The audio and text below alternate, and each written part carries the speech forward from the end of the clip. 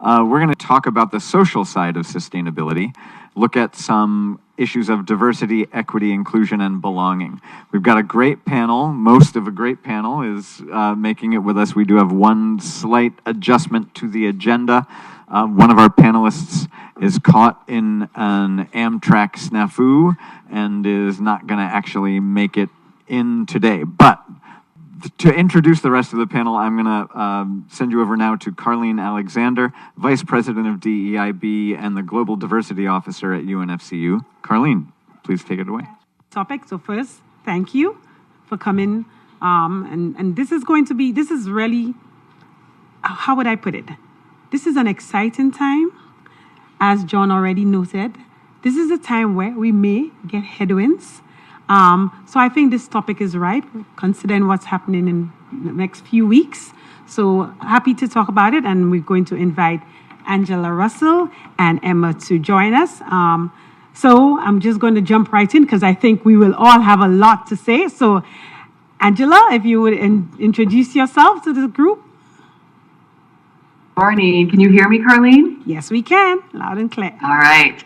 My name is Angela Russell, and I am the Chief Diversity Officer at TrueStage, which is based in Madison, Wisconsin. And there are several components of our DEI work here at TrueStage. There is the workforce diversity and belonging component. That's where we have our employee resource groups, our learning and development around DEI, and a variety of other things in that component. We have another component called our CSR component. That's our corporate social responsibility component, and that's where we have our TrueStage Foundation and employee volunteerism and things of that nature. And then another component that we are very connected to is our multicultural consumer research and insights.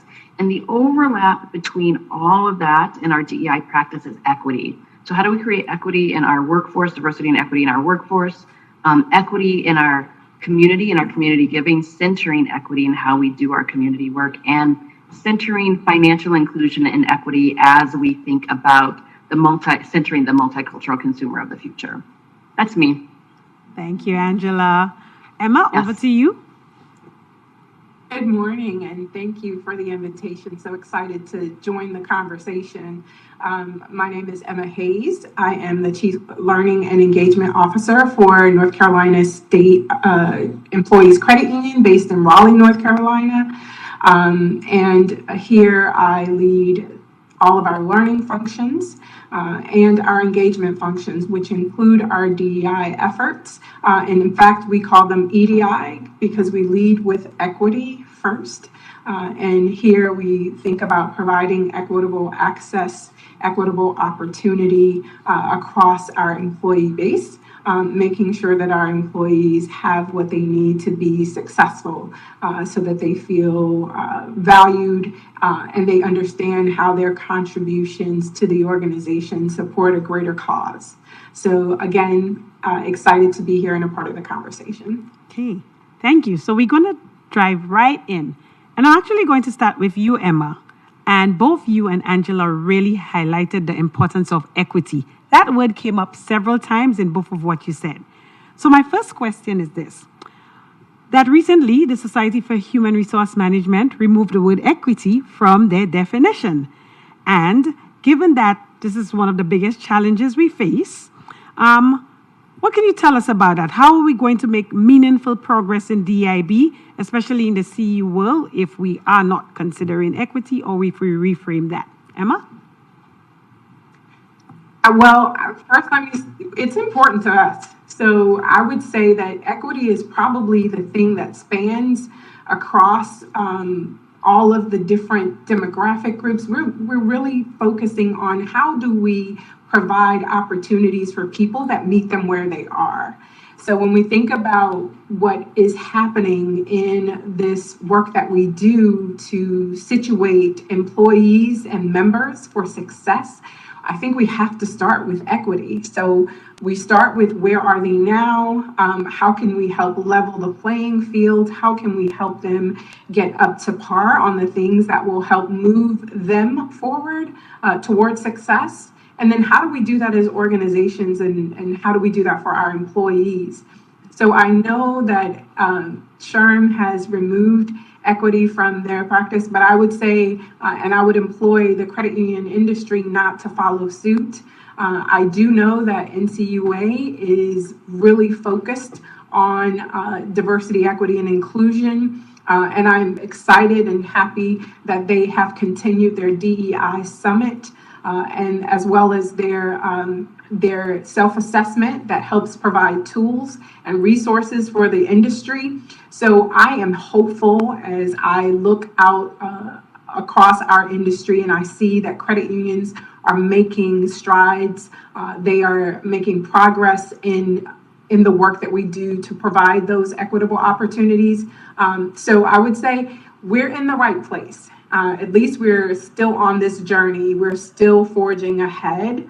And there, as you know, according to all of the rhetoric that's been out there, equity is not divisive. It is not intended to exclude anyone. It's intended to ensure that everyone has the opportunity to succeed. And so if we keep that in mind and we are not swayed by the things that we hear in the environment around us that try to demonize this work, I think we're going to continue to make progress and head in the right direction. Thanks, Emily. Angela, I know you have something to say about that. So do you want anything to add to that? Sure. I think for me, what it comes down to is reminding us all of what we mean by equity. And the credit union movement has such an ethos around people helping people and helping more people get to financial wellness and well-being. And what I kind of like to go back up to and remind and use the example of is the curb cut effect.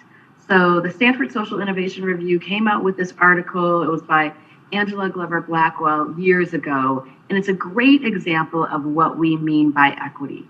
In the 70s, the disability rights community fought for years to have curb cuts in sidewalks.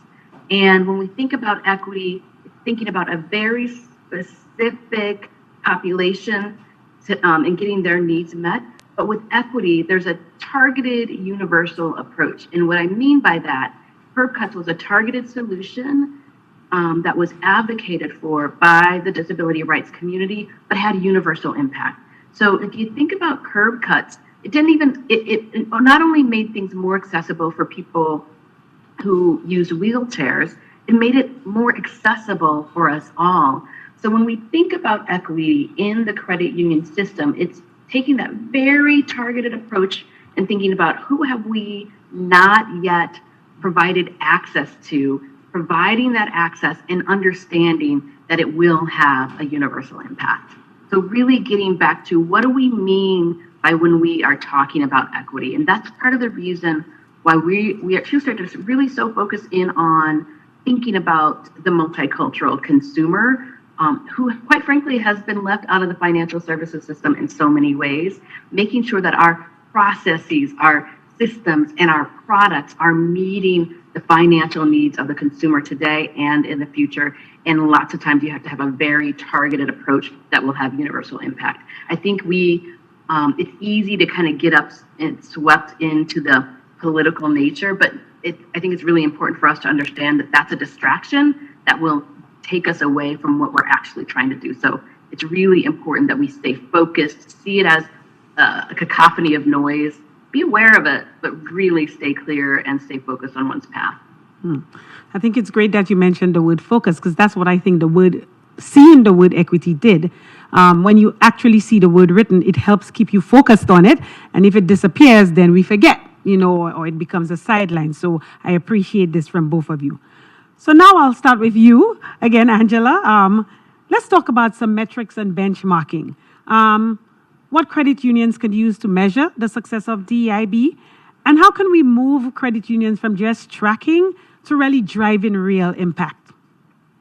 Yeah, so there's so many ways that you can measure things. It really depends on what you are wanting to drive towards. So things that you can look at are your workforce. You can look at the demographics of your workforce, and not only just aggregate demographics. Look at kind of demographics over a career span, over job categories. So that's one place to look at your workforce.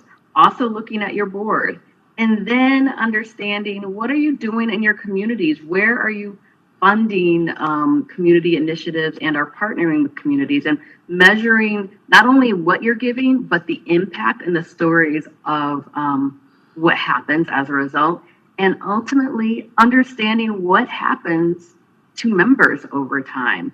Are we getting more multicultural? Are we serving more multicultural members? And if so, are we tracking their journey to financial well-being over time? So there are a lot of things that you can measure. You can look at demographics of your workforce, as also with demographics of your workforce, understanding overall employee engagement around by demographic group, because that's also important. So a couple of things that we do, we of course have the employee survey, and then we stratify what is the experience of women versus men? What's the experience of women of color and men of color versus white women and white men? What are the experiences by generation? All of those things matter in terms of understanding what keeps your workforce going and what they want more of, and what we all need to do to kind of better serve our workforce and ultimately our consumers as well.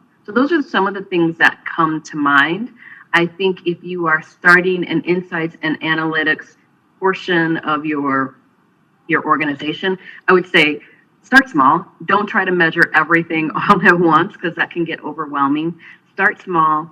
The other advice that I would have is that the quantitative data and the qualitative data are both important.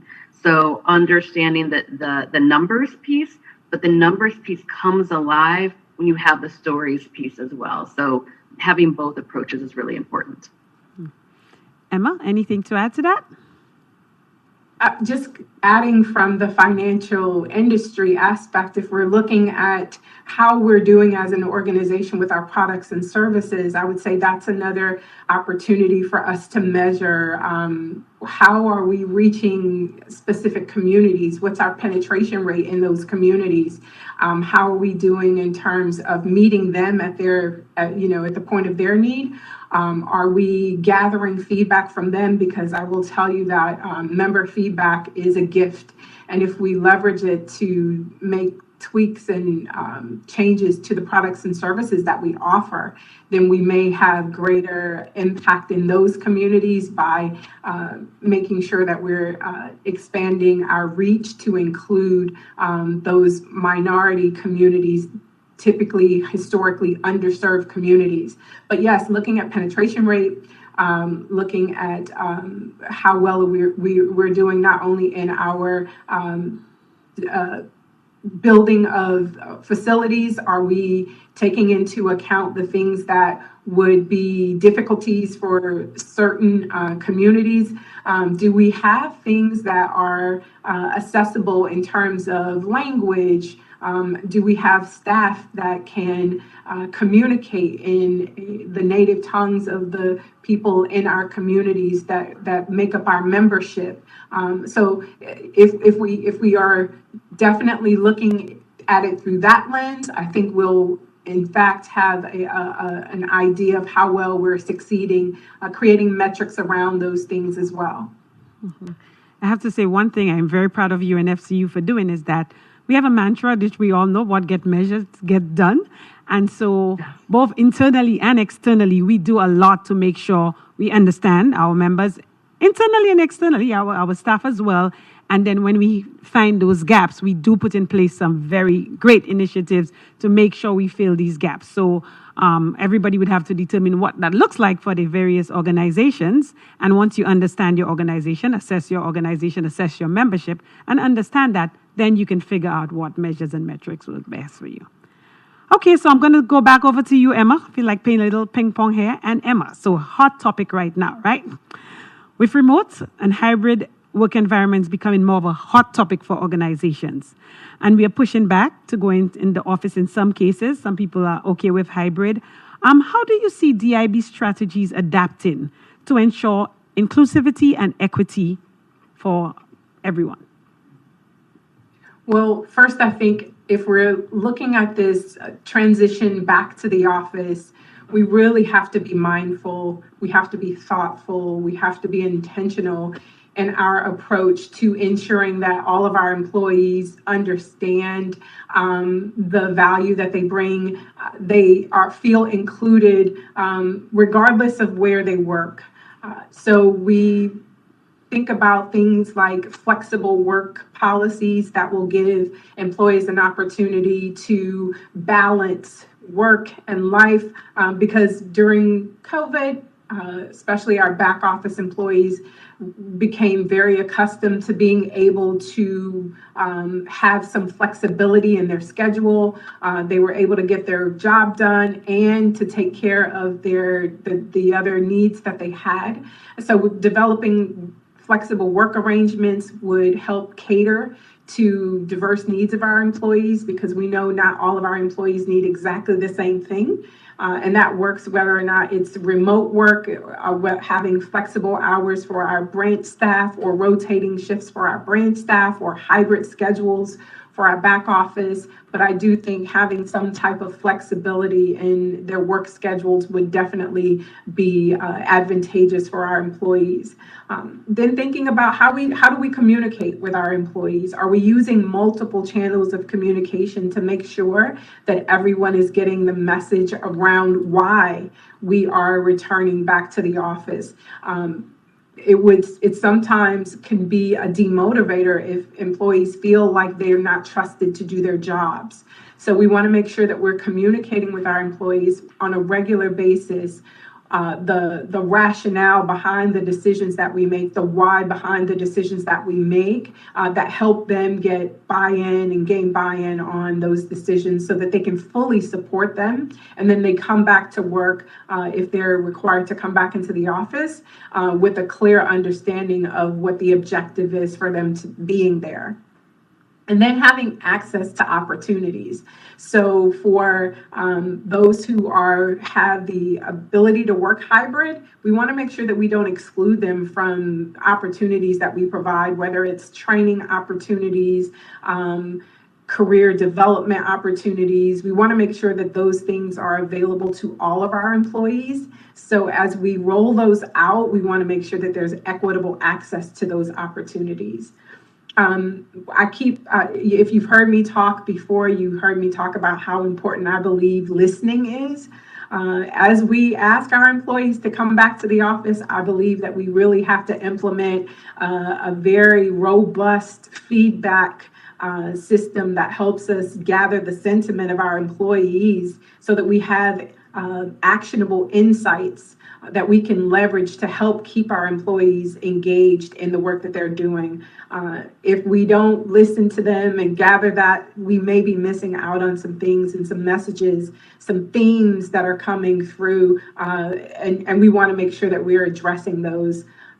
And then as we bring those teams back to work, making sure that because they've been accustomed to having virtual interaction, that we get them back accustomed to having engaging team building type activities, that they're communicating with each other, they're collaborating on meaningful ways. So organizing in-person team building activities, if you're going to have them, come back into your office, that they do that. And then supporting our employee resource groups, because we know that they are an absolute resource for our employees to help them navigate some of the nuances that might be cultural or that might be related to a common interest, and we want to make sure that we are supporting those networks, that we're offering them those opportunities, that we encourage them to continue to grow and expand their network, their internal network, as well as their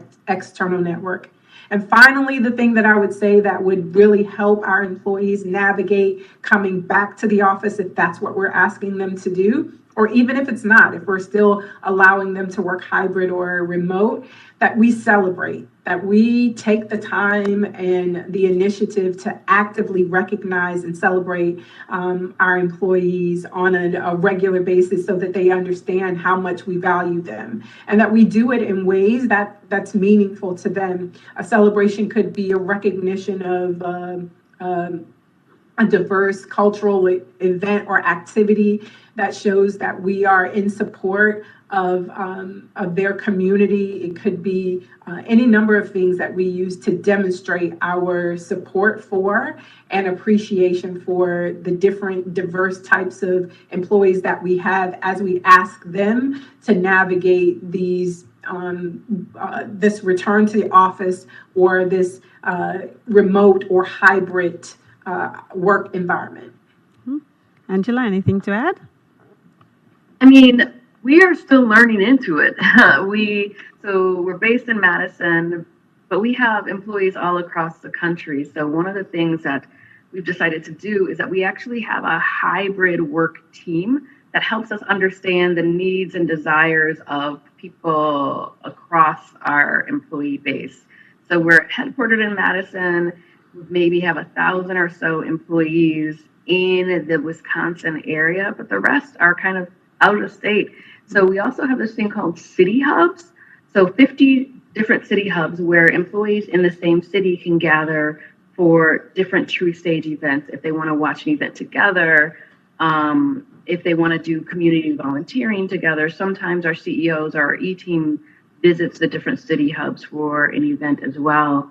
But I will say that we are definitely still learning into this and what that looks like.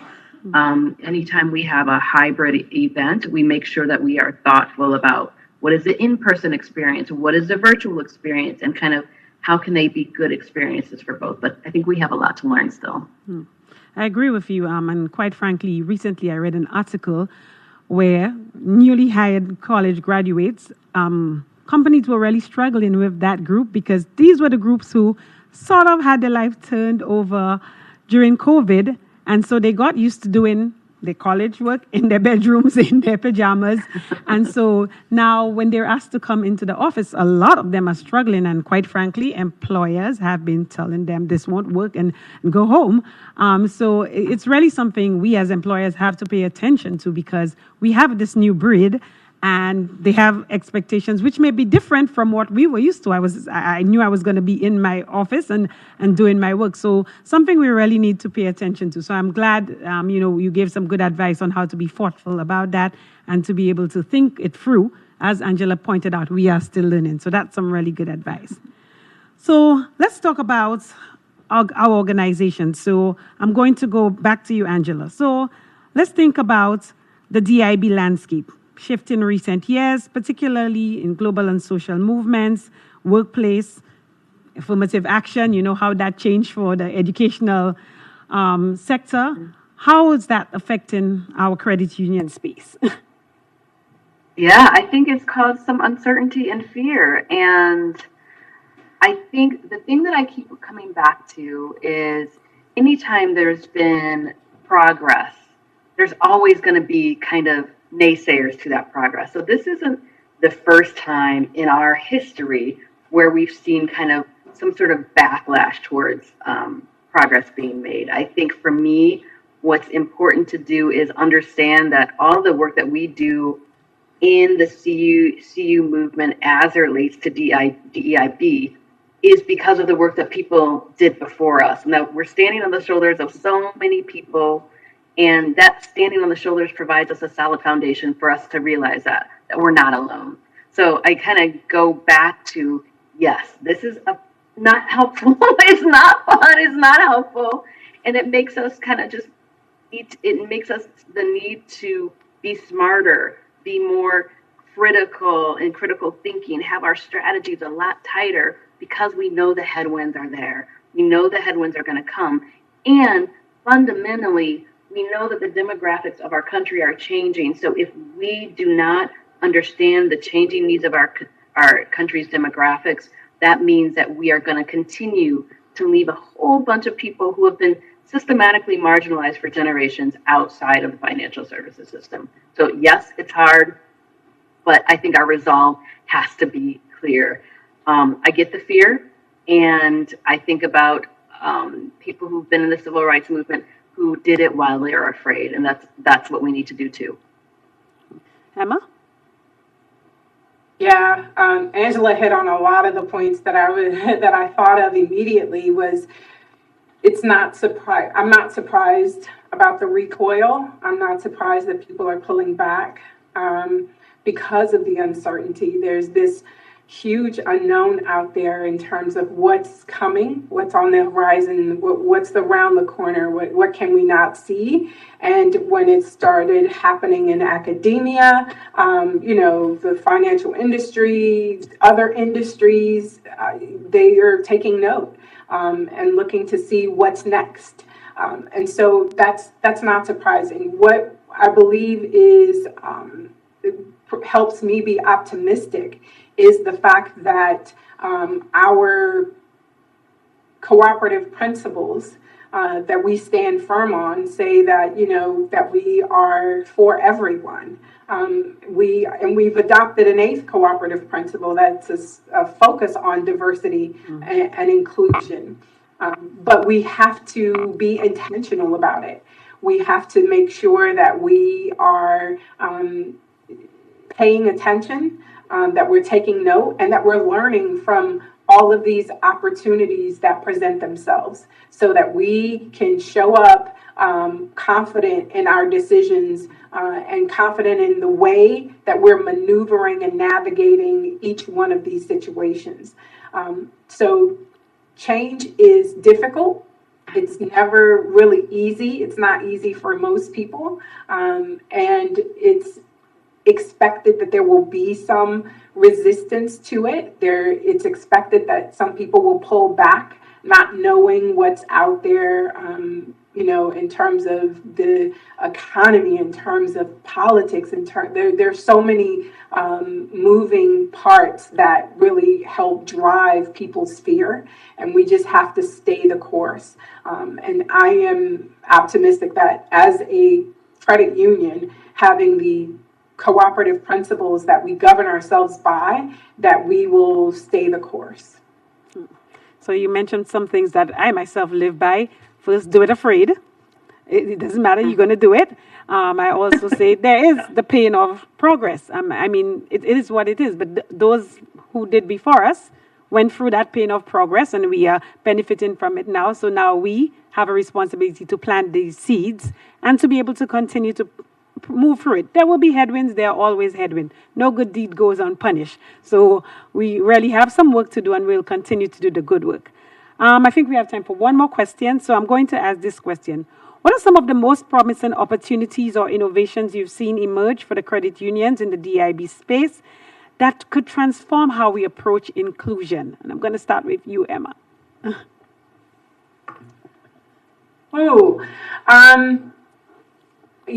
know there's some apprehension right now around AI, but I'm gonna put that out there because I think it has innate opportunities for us to train it to be less biased.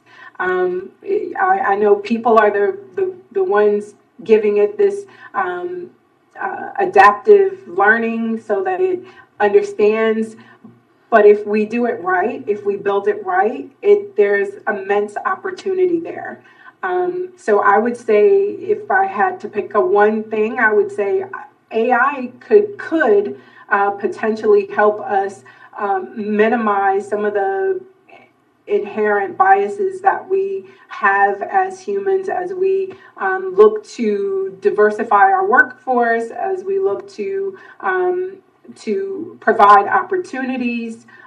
I think that we have an opportunity there with AI. I'm going to pause there and let's see where Angela goes with this one.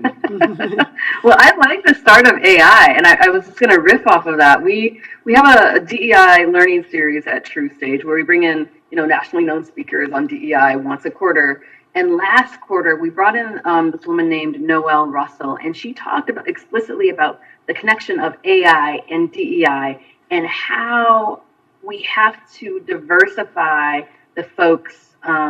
Well, not that we transform people's race and gender or anything like that, not like that, but like we have to diversify the people, the workers who are creating the AI systems, so those biases aren't brought through, and so that we can create a better financial services system. An example that she used was Alexa.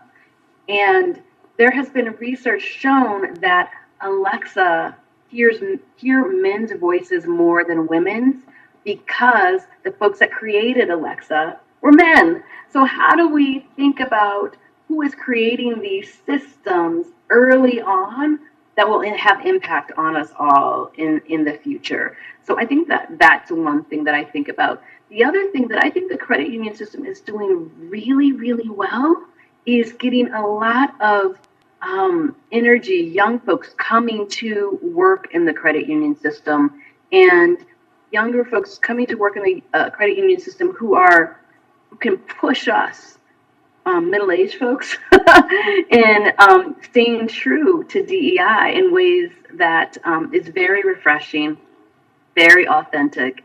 And I think that that's really, really, really important. And how we are continuing to see the change in our consumer base and membership and being intentional about it. I think that cannot be understated. The work that has been done by AACUC, now the creation of the Native American Credit Union Coalition.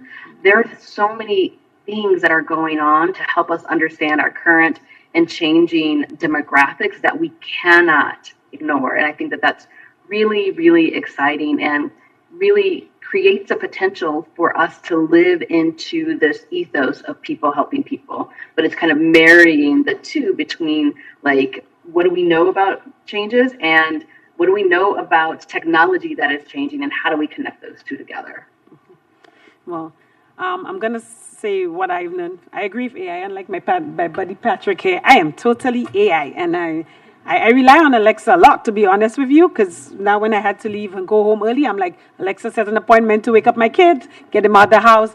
So I am a total AI person. And I really think there's opportunity there in the sense that AI gathers data from a lot of sources, places that I might not typically look myself, areas that I might not typically explore. So I'm not saying there's an over-reliance on AI. Some of them it even makes up. If it can't find a source, it just... It might be making up stuff, but I really am looking for ideas. I'm not saying I'm going with the information as it. And it can give wrong information as well. We know that. But we are human and we're intelligent enough to hopefully sort through, what makes sense and what doesn't. But I like the fact that people could put various things that I myself would just not explore using my DEIB lens. I'm like, okay, this is a thought I would not have had. Can I follow that trail to use AI? And I think the other thing Angela said that really resonates with me is using young people. I work with young people, and one of the things that's really important is that I see they get DEIB. They didn't have to go through the learning that we have to go through because the world is changing. They are coming, having learned, and I see them interacting differently and exploring it in a different way. So I think the credit union should really go after these young people, bring that sort of mindset into our organization, because it's really going to help us. We really are going to be able to look at things with a different lens if we take these ideas. So I'm going to say right now, turn it over to any audience questions. If anybody has any questions, we just have a few minutes left, so I want to open up the floor in case anybody has any questions for us. I got one question that came in through the chat. Oh, sorry, go ahead, Angela. Yeah, I was just going to say, I think I just want to kind of circle back on that point about young folks. So I've got 2 young folks living in my house, teenagers. Pray for me, y'all, because it's hard. Teenagers are hard. But one of the things that is ever present and top of mind for my kiddo, my oldest, is climate change.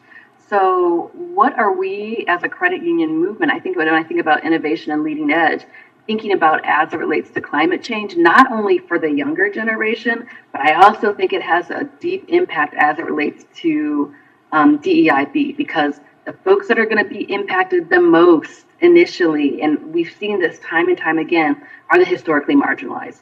So what are we doing to set up protections and systems that can that what are we doing to even think about the connection between climate change, financial well-being, and our historically most marginalized. So that part, and then knowing in terms of attracting new members to our credit unions and to the financial services system.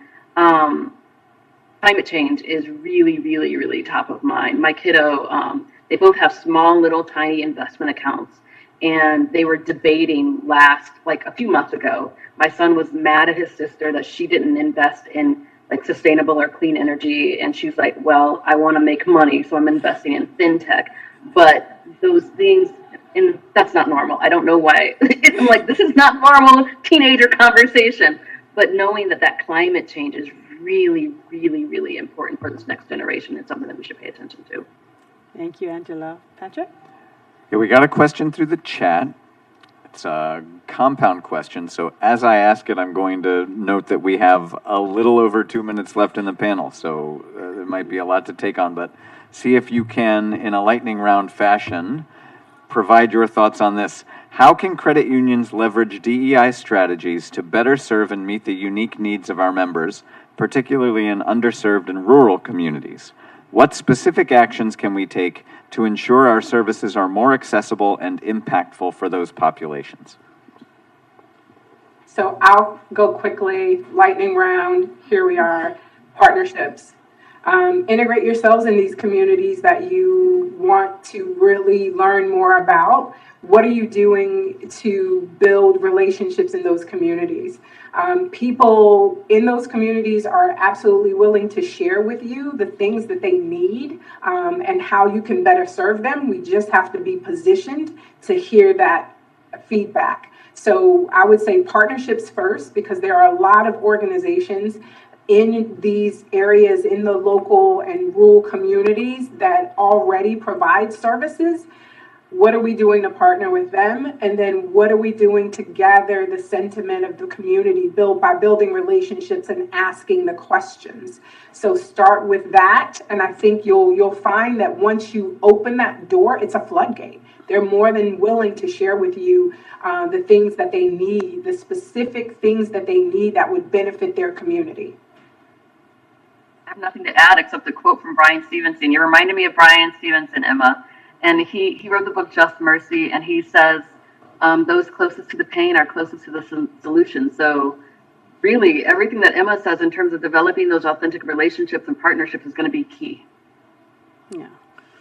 I mean, I just want to add that one of the things that's UNFCU's strength, we get on the ground. We go there, we go to our members, we understand what they need. Our managers get out there.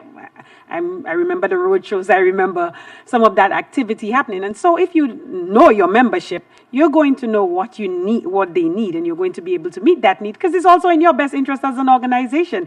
We serve members, and so when you understand that need, you meet that need. That's growing your business, but more importantly, doing what we are here to do, here to serve.